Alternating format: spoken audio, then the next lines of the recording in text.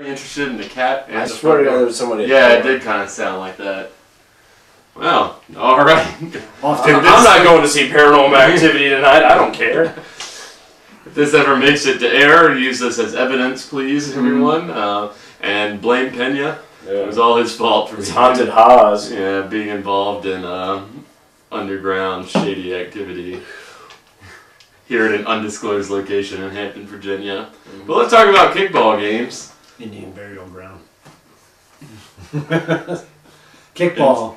Yes. Oh, you son of a bitch.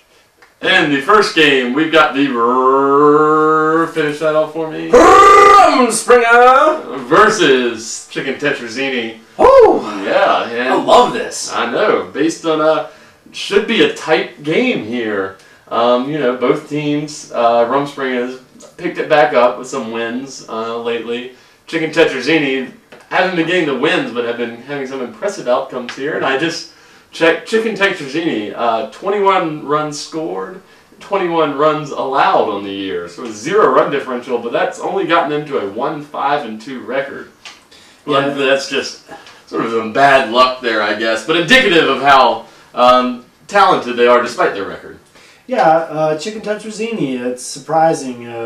For a team that only has 1 win, man, they've been playing some pretty good ball lately. So, Rumspringa, you guys got that monkey off your back a couple weeks ago, snapped a big losing streak. Now you look good against Wasted Talent, throwing up 12 runs. This will be an interesting game. I will name this, not surprisingly, my Pick'em Special. My Pick'em Special. There's not a lot. I mean, granted, you look at 3-6 versus 1-5-2, but Chicken Tetrazzini is only like a couple runs away from being 500. So they've played some good ball. I'll go pick them. I don't know which way this one's gonna go. I'll be interested in seeing. I was very impressed with Chicken Tetrazzini last week. But this is just going to be sort of a gut pick here, I guess, a heart-throbbing pick, because there are several people I love on CT as well. I'm going to give a tiny edge to Rumspringa, just to, I don't know. I like to save my pick'em for when I really want to cop out. Smart man. Yeah, and I just think Rumspringa at the top of their lineup, it's got a lot of offensive talent right there with their first 3-4 kickers. If CT can hold that back, can shut down the top of the order, anybody's game. But I think I'm going to say those Rumspringa players get it done, and they see a similar sort of game. Definitely not going to be more than a 1-run advantage in either way. That is the key to the game, though, right there. Will be the, like you said, it'll be Brian Neal at catcher and David Show at charger versus the top of the Rumspringa lineup. Ricky, Mike Ramey, Joe Mazzetti, Troy Soft, those guys. So Guy Summerall, yep. So yeah. And I think a big key for us is going to be controlling the big legs of CT in the outfield. Our outfielders have to be playing pretty good, not to drop any balls or anything like that, because I think a lot of them are going to come. You got big legs like DP, Scott Kenny, Adam Henry. If he's out in a bunting situation, he can kick it long. And then even some of the girls like Andrea, she can do a line drive if need be, not only bunting. So we need to play style defense as well. Side note for this game, new CT players for this season is Scott and Sabra Moriarty, who, for those of you who don't know, were actually the founders of the Rumspringa team 3 years ago, and decided to part ways and join CT. So there's a little side story for you as well. And then also, I know they've had this game circled. Yep, I know they have it on their calendars. We also might see a sneak peek return of the Brian Yarn coming back from ACL surgery, looking to possibly make his debut back for Rumspringa. Yes, he joined and paid his money and stand on the sideline for this very moment to happen. But also, also another big moment for Mr. Brian Young. We just received word from the WAKA Peninsula text messages is that he is now engaged to longtime girlfriend Miss Sarah Riley. So congratulations to them too. Just an excellent couple right there. I've known both of them for a very long time, and it just makes my heart just kind of melt inside and brings almost a little bit of moisture to my eyes when I see that picture there. I'm glad you said eyes. Yes. Oh, yes, yes. Which one of you dudes is going to be next to join the club? Yeah, man. I don't know which one of us had there. Yeah. Well, just, Oh, they call it a club. But yes, I think that it's going to be a very close game. Probably about, whoever gets to 3 runs in this game wins, in my opinion. Definitely. So, I don't know, Brent, do you want to stick with your... I'm good with your pick'em. I think that's it. Pick'em! Although, let it be known that I'm siding slightly with the Rumspringa, but I like, for the gambling lines, the pick'em. I'll be interested to see which way the fans go. Yeah, fans. I'll be happy to see which way people go. Which way on Mark, Facebook, George, Emily, Daniel... yeah. But that'll be interesting to see what the pulse of the league is, I think. Yeah. Which one they're going to pick. That will be interesting to see. Absolutely. Second game at 6:30, we got Kick-Ass and the new Kickheads. Talk about former teammates. Mr. Manny Anderson against the team he started out with. Manny, now the captain of Kick-Ass. Facing his former captain, Amanda Hassel, and her Kickheads team. Amanda taught him everything he knows about kickball, and now the student is coming back to face the teacher. And this is almost like Karate Kid Part 3. Well, the Kickheads, I'll say it again, man. I was impressed with them 2 weeks ago. Kung Fu Panda. I think they're a decent team. They just don't. I don't think they really care that much, so I don't think it really matters. And I think they're just out there to have fun. I mean, and I think they do that. They seem like they're pretty easygoing. They do their best, but they don't really. I don't think they think about kickball outside of Wednesdays when they're there. I couldn't agree more. But Kick-Ass, obviously, they're moving up. They survived a very brutal... Moving on up to the east side. Well, they're in third place right now. We're getting down the stretch where every game matters, so they can't afford to overlook a Kickheads team who has a little bit of some athletes on the team. So I think this will obviously Kick-Ass is favored heavily. I'm gonna go 7.5 runs though. Finally got a piece of the pie. Yeah. I see it about the same way, Brent. What song is that?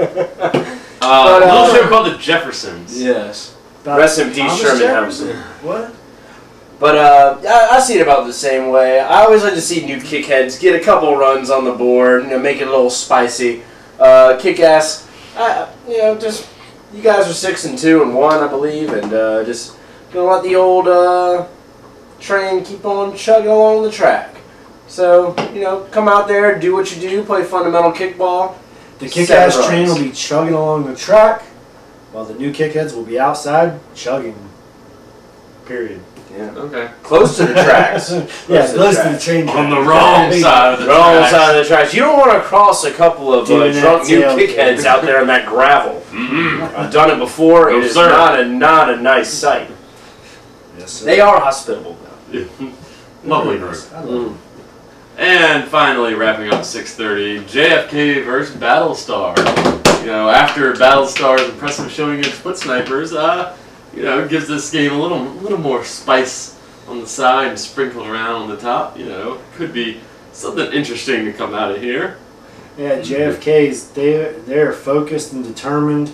They are on a mission, not only to win the championship for the first time, but just they're a juggernaut, man. I've never seen them so focused and so determined. Battlestar, they're a talented team, but they'll have their work cut out for them if they want to be a little bit more than a roadblock or a road bump, a speed bump on the road to talking. The bump of the speed. Kickball. So JFK, I'm gonna go 5.5. Okay. I was thinking somewhere in the neighborhood of 5. So, I guess I can go with that. I'd bump it down to 4.5. Yeah. 5. I was pretty impressed with the Battlestar defense from last week, and I said I would respect them a little bit more, and I will. Yeah, the Battlestar defense is better. You saw it coming. He was about. What? I saw it, and he cut you off. And say it. What? Do it. Now it's not going to be the same. No, it wasn't going to be. It was okay. close. It was close. But no, I missed something. No, I saw upset special for me. No. And then he was leaning into it right when you came in. Oh yeah, an 8 comment. Yeah, I didn't comment. Like I was gonna say. No, I got mine lined up. So don't worry about that. But I will say to your point, Battlestar, you're right. Their defense looked a lot better against the foot snipers. When the previous 2 weeks they'd given up 6 runs each game. Mm-hmm. So that's the key for them this game is to bottle up that JFK defense. I think they're going to give up probably about 4 or 5 runs to JFK. What I'm really interested in is to see how many runs they can put up against JFK. As we've talked about, they've only given up 2/3 of a run per game. That's just incredibly impressive. Yeah. Can they get more than .66 and even get a run on there? I don't know. I'm going to venture a guess and say yes, 2 runs. 2 runs for Battlestar. I mean, they got an offense that can penetrate JFK. When you look at, it's almost the. Oh, Jeff Moore. Though. Oh yeah, Jeff Moore. That's a good point. But they got like Brandon Silver that we just mentioned about 5 times in the recap. But yeah, that's a good point. Though I don't think we've discussed it in this setting, unless the Yinglings really got to me last week. But no, we couldn't have because it was just announced this weekend. Yeah. Oh yes. Jeff Moore. Just announced. The press release. Shut up, man. Just announced. Can we pretend like we're real, like professionals? Fuck. Yeah, but Jeff Moorhart out for the season. Flag football injury. Ended up blowing out his ACL. Battlestar looking at maybe a breach of contract type of deal because. Injury clause. Yeah. Yeah. He tried to say he slipped out of the shower, but reports were that he was actually playing flag football, which is expressly against his contract. Riding a motorcycle with a 15-year-old woman. He already has a heavy insurance policy with Battlestar by teaching jungle gym. So, I mean, he was already getting massive breaks as is. Yeah. So Jeff Moore, but even without the loss of Jeff Moorhart, they have the type of offense that can score runs on JFK because you look at their line drive kickers like Michael Macy, Brandon Silver, Philip Tanner, a couple other those guys. All it takes is for you to string a couple of those together and find some gaps, and there's a run across, a couple runs across. So. My spread will be 3 after it's all said and done. 3.5.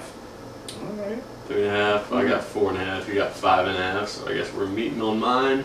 We meet in the middle beneath that old Georgia pine. It doesn't get that high pitched. Yeah.